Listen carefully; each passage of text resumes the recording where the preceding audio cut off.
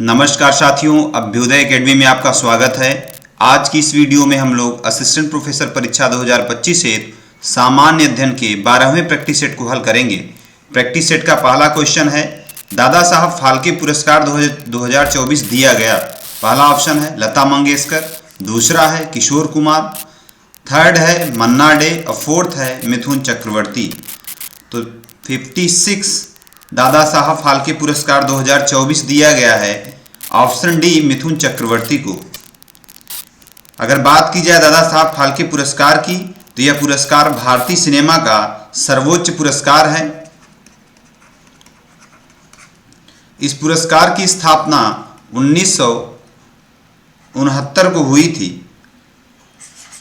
किसके सम्मान में? दादा साहब फाल्के के सम्मान में। दादा साहब फाल्के को फादर ऑफ इंडियन सिनेमा भी कहा जाता है। नेक्स्ट क्वेश्चन है, निम्नलिखित में से किसमें अनुसंधान की पद्धति का विस्तृत विवरण अपेक्षित है?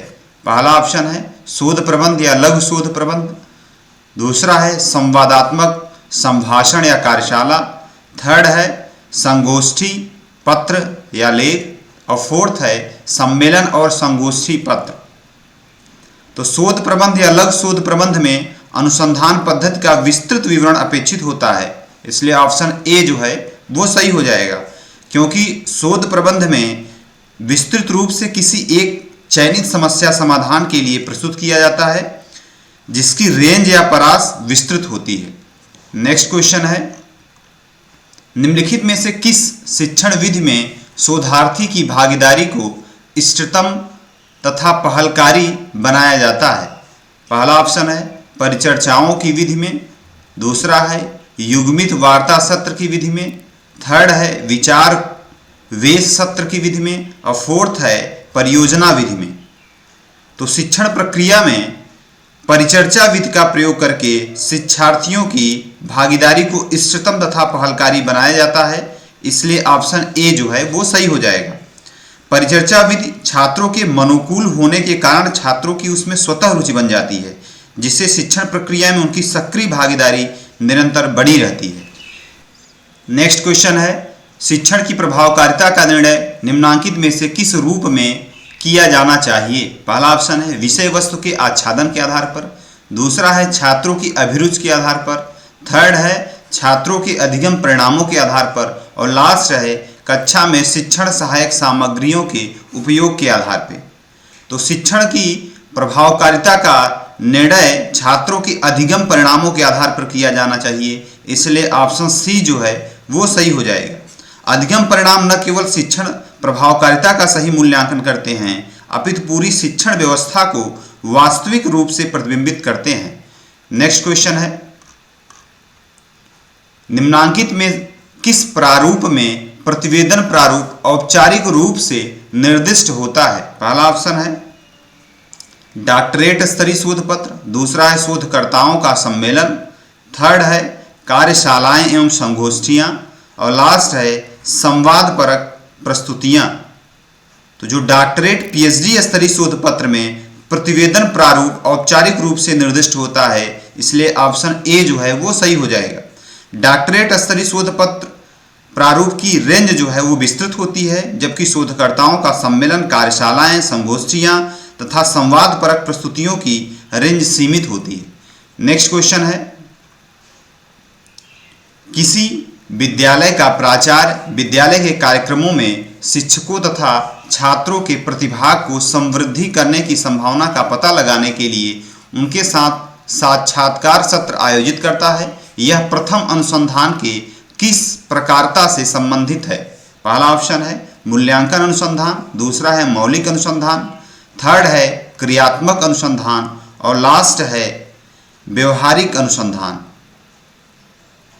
तो सही आंसर हो जाएगा ऑप्शन सी क्रियात्मक अनुसंधान। किसी विद्यालय का प्राचार्य विद्यालय के कार्यक्रमों में शिक्षकों तथा छात्रों की प्रतिभा को अवरुद्ध करने की संभावना का पता लगाने के लिए उनके साथ साक्षात्कार सत्र आयोजित करता है। तो प्राचार्य का यह प्रयास क्रियात्मक अनुसंधान से संबंधित होता है। क्रियात्मक अनुसंधान हस्तक्षेप के उपयोग के माध्यम से प्रचलित स्थिति में सुधार लाने की सार्थक कोशिश करता है। कक्षा शिक्षा में क्रियात्मक अनुसंधान का प्रयोग शिक्षण, पाठ्यक्रम में विकास तथा छात्रों के व्यवहार संबंधी अध्ययन में किया जाता है। नेक्स्ट क्वेश्चन है, निम्नलिखित में से किस पद का प्रथम प्रयोग मैनुअल कैस्टेले ने किया था? पहला ऑप्शन है इंटरनेट सोसाइटी, दूसरा है इलेक्ट्रॉनिक सोसाइटी, थर्ड है नेटवर्क सोसाइटी और लास्ट है टेलीमेटिक सोसाइटी। तो मैनुअल कैस्टेले ने जिस शब्द का प्रयोग किया था वो है नेटवर्क सोसाइटी। ऑप्शन सी जो है वो सही हो जाएगा। मैनुअल कैस्टेले नेटवर्क सोसाइटी शब्द का प्रथम प्रयोग किया था। मैनुअल कैस्टेले एक स्पेनिश समाजशास्त्री थे, स्पेनिश।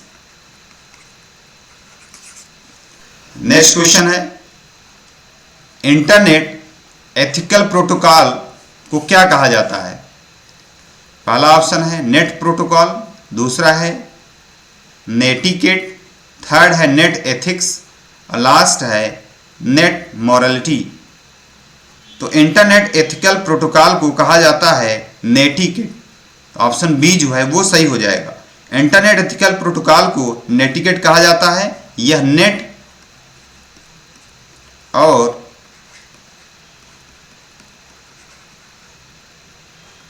एटिक्विटी से मिलकर बना है।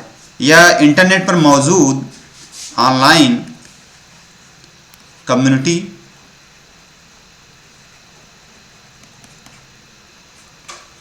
का एटिकेट है। नेक्स्ट क्वेश्चन है, किसी कक्षा में संप्रेषित ज्ञान को निम्नलिखित में से क्या माना जाता है? पहला ऑप्शन है अव्याप्तिपरक निधि, दूसरा है सीमित निर्णय, थर्ड है स्वायत्त सद्गुण और लास्ट है सांस्कृतिक निवेश। तो किसी कक्षा में संप्रेषित ज्ञान को माना जाता है सांस्कृतिक निवेश। ऑप्शन डी जो है वो सही हो जाएगा। किसी कक्षा में संप्रेषित ज्ञान को कल्चरल कैपिटल या सांस्कृतिक निवेश माना जाता है। सांस्कृतिक निवेश पदावली जो है वो गैर वित्तीय सामाजिक परिसंपत्ति से संबंधित है, जो आर्थिक साधन के विपरीत सोशल मोबिलिटी को प्रेरित करता है। नेक्स्ट क्वेश्चन है, टेलीफोन निम्नलिखित में से किसका एक उदाहरण है? पहला ऑप्शन है रेखी संचार, दूसरा है अरेखी संचार, थर्ड है वर्तुल और लास्ट है यंत्रीकृत। तो टेलीफोन रेखी संचार का एक उदाहरण है। ऑप्शन ए जो है वो सही हो जाएगा। इस संचार मॉडल का विकास यानी रेखी संचार मॉडल का विकास सैनन एंड वीवर ने किया था। नेक्स्ट क्वेश्चन है, वीडियो कॉन्फ्रेंसिंग को निम्न प्रकार के संचार में वर्गीकृत किया जा सकता है। पहला ऑप्शन है दृश्य एक तरफा, दूसरा है दृश्य श्रव्य एक तरफा, थर्ड है दृश्य श्रव्य दो तरफा और लास्ट है दृश्य दो तरफा। तो वीडियो कॉन्फ्रेंसिंग को जिस संचार में वर्गीकृत किया जा सकता है वो है दृश्य श्रव्य दो तरफा। ऑप्शन सी जो है वो सही हो जाएगा। नेक्स्ट क्वेश्चन है, निम्नलिखित में से कौन सा नवीकरणीय प्राकृतिक स्रोत नहीं है? पहला ऑप्शन है स्वच्छ वायु, दूसरा है ताज़ा पानी, थर्ड है उर्वरक मिट्टी और लास्ट है नमक। तो नवीकरणीय प्राकृतिक स्रोत वे स्रोत हैं जिनके भंडार में प्राकृतिक तथा पारिस्थितिक प्रक्रियाओं के द्वारा पुनर्स्थापना होता है। नवीकरणीय प्राकृतिक स्रोत या संसाधन कहे जाते हैं स्वच्छ वायु,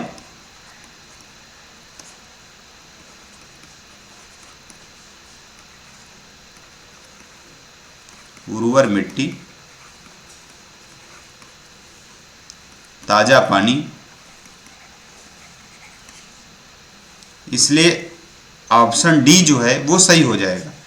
नवीकरणीय प्राकृतिक स्रोत नहीं है नमक। नेक्स्ट क्वेश्चन है, संपोषक विकास का लक्ष्य निम्नलिखित में से किस वर्ष तक प्राप्त करने का विशिष्ट लक्ष्य है? पहला ऑप्शन है 2022, दूसरा है 2030, तीसरा है 2040 और लास्ट है 2050। तो संपोषक विकास का लक्ष्य वर्ष 2030 तक प्राप्त करने का लक्ष्य है, इसलिए ऑप्शन बी जो है वो सही हो जाएगा।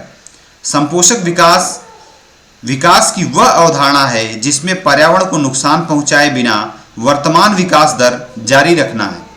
नेक्स्ट क्वेश्चन है, निम्नलिखित में से कौन सी घटना एक प्राकृतिक घटना नहीं है? पहला ऑप्शन है दबाव, दूसरा है बिजली कौंधना, थर्ड है भूस्खलन और फोर्थ है रासायनिक संदूषण। तो दबाव, बिजली कौंधना, भूस्खलन आदि प्राकृतिक खतरे हैं, जबकि रासायनिक संदूषक एक मानव जनित खतरा है। ऑप्शन डी जो है वो सही हो जाएगा। नेक्स्ट क्वेश्चन है, मानव उत्पत्ति संबंधी स्रोतों में से कौन सा गैसीय प्रदूषक तत्व क्लोरोफ्लोरोकार्बन CFCs वायु में है? पहला ऑप्शन है सीमेंट उद्योग, दूसरा है उर्वरक उद्योग और थर्ड है फोम उद्योग और लास्ट है कीटनाशी उद्योग। तो फोम उद्योग मानव उत्पत्ति संबंधी ऐसा स्रोत है जिसके चलते वायु में गैसीय प्रदूषक तत्व क्लोरोफ्लोरोकार्बन की वृद्धि हो रही है, इसलिए ऑप्शन सी फोम उद्योग जो है वो सही हो जाएगा। नेक्स्ट क्वेश्चन है, किसी देश से कुल CO2 के उत्सर्जन के संदर्भ में सही क्रम को पहचानिए। पहला ऑप्शन है USA, फिर चीन, फिर भारत, फिर रूस। दूसरा है चीन USA भारत रूस, उसके बाद है चीन USA रूस था भारत और लास्ट है USA चीन रूस और भारत। तो इसका सही क्रम हो जाएगा ऑप्शन बी। सबसे ज़्यादा कार्बन डाइऑक्साइड का उत्सर्जन करता है चीन, पहले नंबर पे है, फिर USA है दूसरे नंबर पे, थर्ड पे है भारत और फोर्थ पे है रसिया। नेक्स्ट क्वेश्चन है, निम्नलिखित में से कौन से प्रभावी श्रवण के मूल कारक हैं? पहला ऑप्शन है मताग्रहण, एकटक और कड़ी दृष्टि से देखना और व्यवधान। दूसरा है आक्रामक प्रश्न करना, लगातार संकेत करना और बार बार संचलन करना। थर्ड है मीटूइज्म, इधर उधर झांकना और सलाह देना। और लास्ट है विचारों को स्वीकार करना, विमर्श और मुक्त प्रश्न पूछना। तो प्रभावी श्रवण के मूल कारकों में विचारों को ग्रहण करना या स्वीकार करना, विमर्श करना तथा मुक्त रूप से प्रश्न पूछना आदि आते हैं, इसलिए ऑप्शन डी जो है वो सही हो जाएगा। नेक्स्ट क्वेश्चन है, कक्षा में अध्यापक निम्नलिखित में से किस पर तत्काल नियंत्रण रखता है? पहला ऑप्शन है स्वयं, संप्रेषण की चयनित पद्धतियां और संदेश। दूसरा है श्रोता, शोर और प्राप्ति। थर्ड है प्रतिपुष्टि, प्रौद्योगिकी और श्रोताओं का अनुभव। और लास्ट है संप्रेषण का माध्यम, अन्य संप्रेषण और बाह्य कारक। तो कक्षा में अध्यापक को स्वयं पर नियंत्रण रखना तो आवश्यक है, साथ ही साथ वह अपने संप्रेषण की उन विधियों को चुनता है जिसे वह स्वयं जानता है तथा उन पर उसका नियंत्रण होता है, इसलिए ऑप्शन ए जो है वो सही हो जाएगा। नेक्स्ट क्वेश्चन है, निम्नलिखित में से कौन प्रभावी शिक्षण में प्रमुख व्यवहार है? पहला ऑप्शन है विद्यार्थियों के विचारों एवं अवदान का अनुप्रयोग। दूसरा है संरचना। तीसरा है अनुदेशात्मक विविधता और लास्ट है प्रश्न पूछना।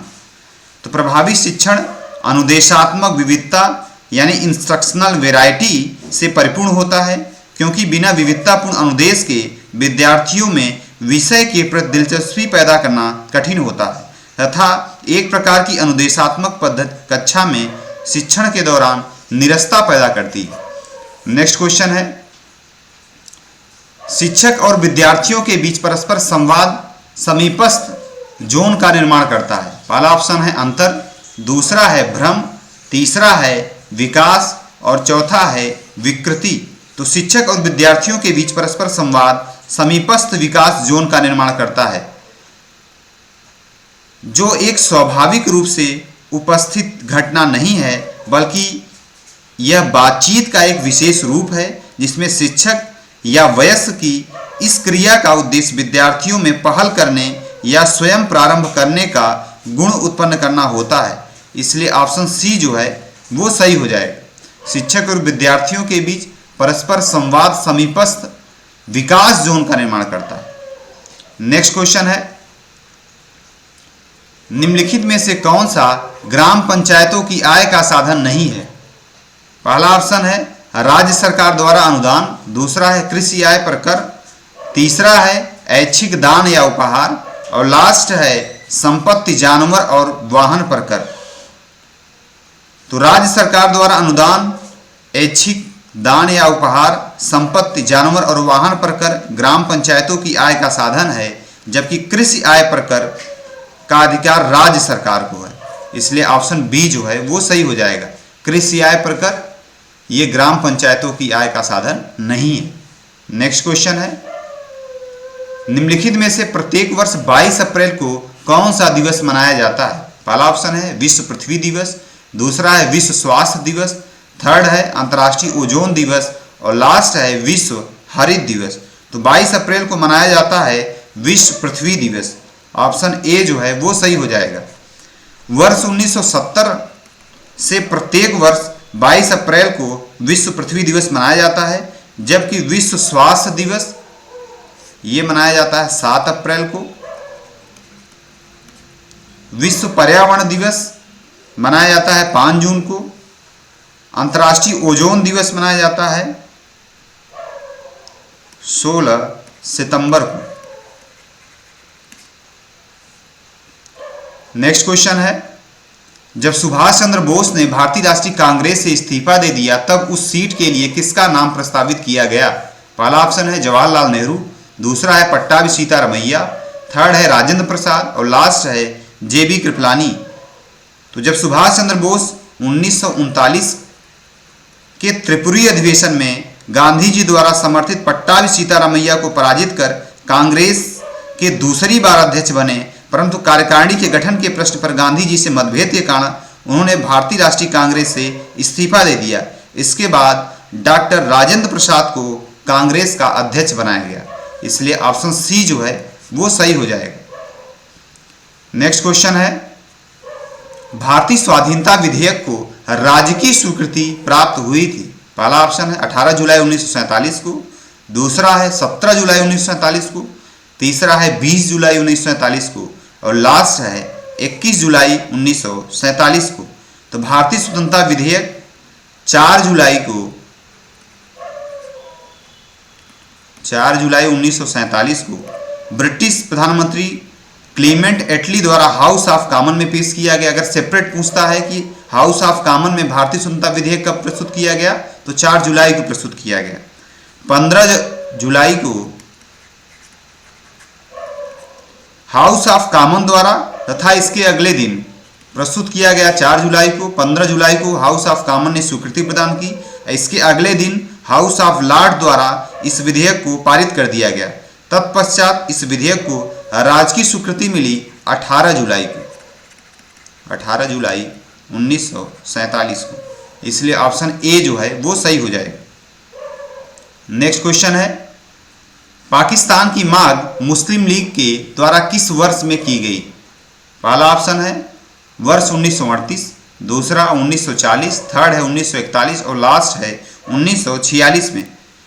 तो लाहौर में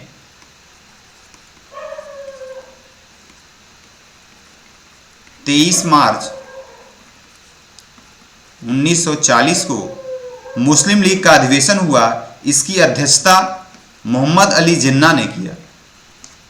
इस अधिवेशन में भारत से एक अलग मुस्लिम राष्ट्र पाकिस्तान की मांग की गई। इसलिए ऑप्शन बी जो है वो सही हो जाएगा।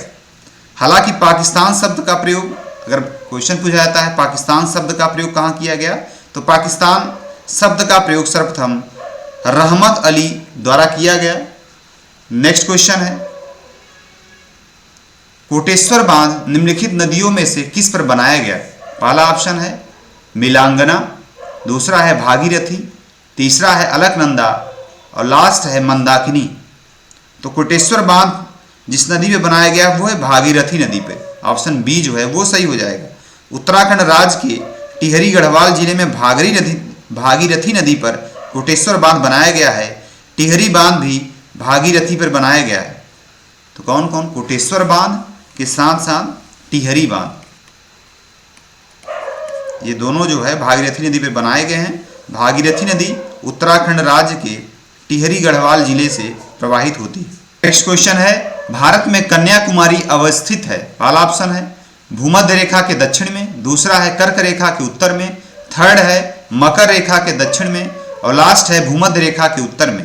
तो कन्याकुमारी की अवस्थिति है 8.08 डिग्री नॉर्थ अक्षांश में अवस्थित है, अर्थात यह भूमध्य रेखा के उत्तर में है। ऑप्शन डी जो है वो सही हो जाएगा। भारत का सुदूरवर्ती दक्षिणी बिंदु जो है वो है इंदिरा पॉइंट, ये है ग्रेट निकोबार में। जबकि अगर मुख्य भूमि की बात की जाए कि मुख्य भूमि का दक्षिणतम बिंदु कौन है, तो वो है तमिलनाडु की कन्याकुमारी।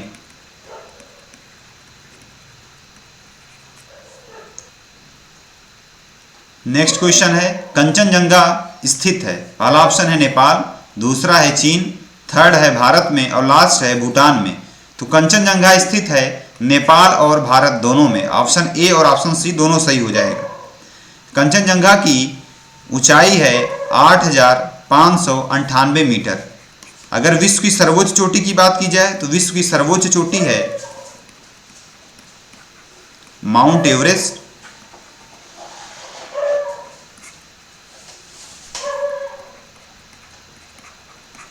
विश्व की दूसरी सर्वोच्च चोटी है गार्डविन ऑस्टिन।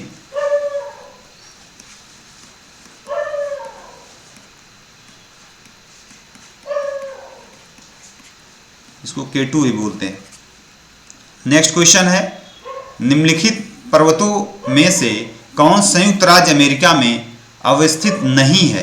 पहला ऑप्शन है ब्लैक फॉरेस्ट पर्वत, दूसरा है ग्रीन पर्वत, तीसरा है रेड पर्वत और लास्ट है व्हाइट पर्वत। तो ब्लैक फॉरेस्ट पर्वत ये दक्षिण पश्चिम जर्मनी में अवस्थित है, इसलिए ऑप्शन ए जो है वो सही हो जाएगा। नेक्स्ट क्वेश्चन है भारतीय संविधान में कल्याणकारी राज्य के विचार को सम्मिलित किया गया है। पहला ऑप्शन है प्रस्तावना में, दूसरा है मूल अधिकारों में, थर्ड है चतुर्थ अनुसूची में और लास्ट है राज्य के नीति निर्देशक तत्वों में। तो भारतीय संविधान में कल्याणकारी राज्य के विचार को सम्मिलित किया गया है नीति निर्देशक तत्वों में, इसलिए ऑप्शन डी जो है वो सही हो जाएगा। जो भी अभ्यर्थी नए हैं वो चैनल को सब्सक्राइब करें। इस वीडियो का PDF आप लोग को अभ्युदय एकेडमी के टेलीग्राम चैनल पर उपलब्ध होगा। आज के लिए इतना ही, धन्यवाद।